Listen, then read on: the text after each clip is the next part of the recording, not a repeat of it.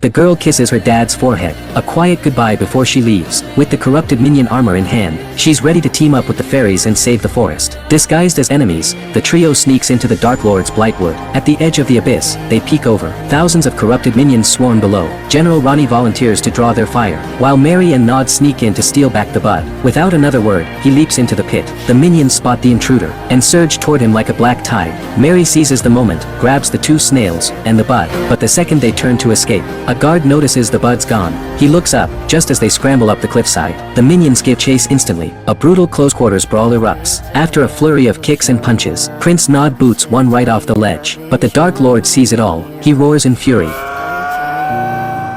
and every last corrupted soldier swarms out. The Dark Lord races to the summit first, with General Ronnie hot on his heels, to buy Mary time to escape with the bud. Ronnie tackles the Dark Lord, and they both plummet. Thousands of minions swarm Ronnie in seconds. He's captured. For the greater good, Mary flees, with the bud. She returns to the Moon Temple, the last hope of the fairy folk. Advisor Nim places the bud onto the central moonstone disk, where it soaks in lunar and solar energy. The petals begin to unfurl. Hope fills the air. Then, the moonlight flickers. The Dark Lord's bat army has taken flight, swarming the temple entrance to block the moonlight. The Dark Lord rallies every last minion, and the sky goes pitch black. The bud starts wilting instantly. Prince Nod leads a desperate charge into the enemy lines, but there are just too many bats. The bud is fading fast, so Mary hops on a hummingbird and zooms home. She yells at her dad through the security monitor, begging for his help. Just then, a bat soldier swoops in after her. Mary bolts in panic, but the family dog pounces just in time, saving her. Dad straps on his gear and joins the fight.